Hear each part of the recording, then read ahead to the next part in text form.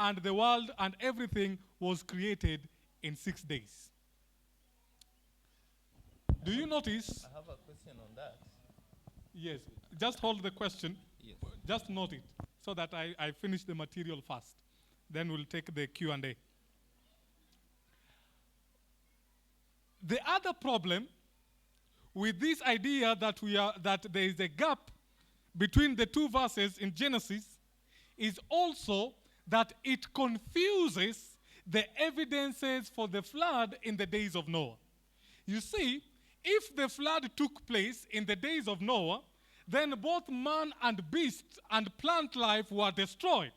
And so there will be evidence after the flood about the flood.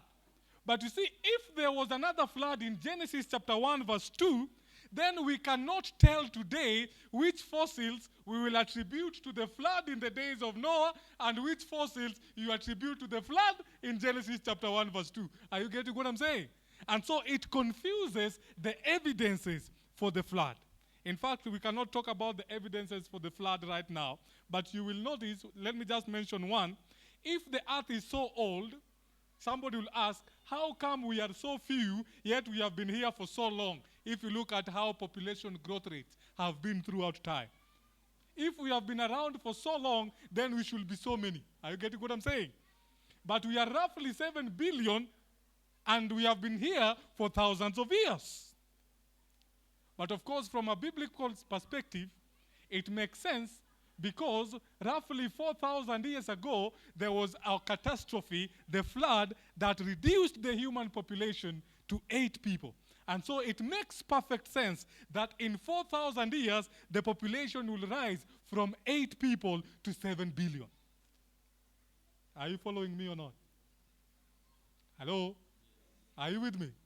And so the human population itself, with population growth rates, are in harmony with the flood account.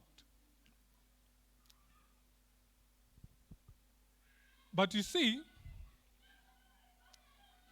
there are Christians who, when they look at these ideas, they say it is not possible that there was a flood and it rained so much that everywhere in the world was covered by water. And so they say this flood, yes, it took place, but it was a local flood around the area where Noah lived. Now, how many think the flood was a local flood?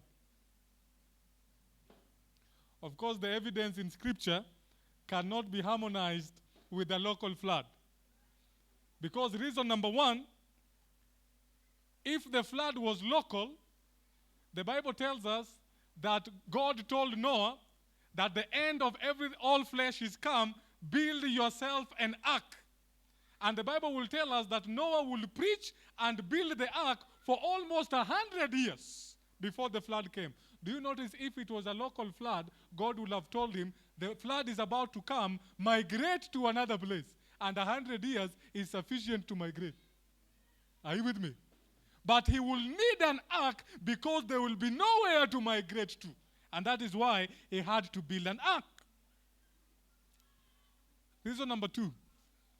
Do you notice that the rainbow signifies that the flood was not local? And you ask, how do you know? Why did God give the rainbow? Notice Genesis chapter 9, an interesting detail. Genesis chapter 9 verse 13 through 15. Genesis 9, 13 through 15. It says, I do set my bow. Are you there? Genesis 9, 13. It says, I do set my bow in the cloud, and it shall be for a token of a covenant. In other words, the rainbow is a symbol of God's covenant between me and the what? And the earth. Now, what is the covenant? It says, and it shall come to pass when I bring a cloud over the earth, and the bow shall be seen in the cloud, and I will remember my covenant which is between me and you and every living creature of all flesh. But now notice the last part. And the waters shall no more become a flood and destroy what? All flesh. Do you notice, according to that passage, if the flood was local, then it means God has never kept his promise. Because every year, in different parts of this world, we experience local floods, men and beasts die. But ever since the days of Noah to date, we have never had a flood in the magnitude or proportions of the flood in the days of Noah to destroy all flesh and mankind. And so that tells you that the rainbow is only in harmony with the global flood and not a local flood. Are you with me? But you see, there are Christians who say, fine, granted, the days in Genesis, there is no gap between verse 1 and 2. There is no pre-Adamic race. There is no a flood that destroyed the people who lived before Adam. Adam is the first man.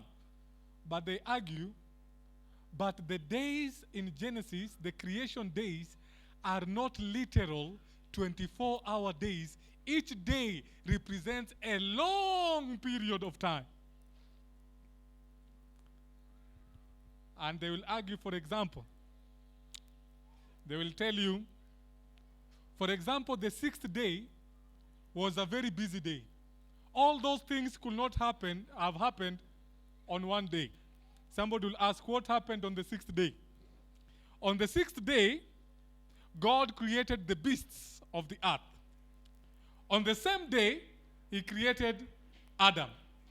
On the same day, Adam is naming the animals. On the same day, Adam is lonely. On the same day, Eve is created. How do you get lonely in just a day? Are you following me? And so they say, this day cannot be a 24-hour period. It represents a long period of time. Are you with me? Number two, they will also say, do you remember God told Adam, the day that thou shalt eat thereof, thou shalt surely question. Did Adam die the very day that he ate the fruit? No. The Bible tells us that Adam lived 930 years.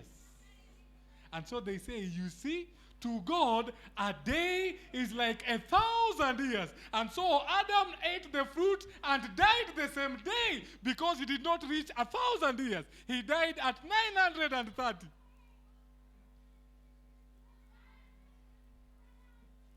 Does that make sense? Are you following me? If a day is like 1,000 years, then it means the same day that he ate the fruit is the same day that he died, as God said. But now the question is, are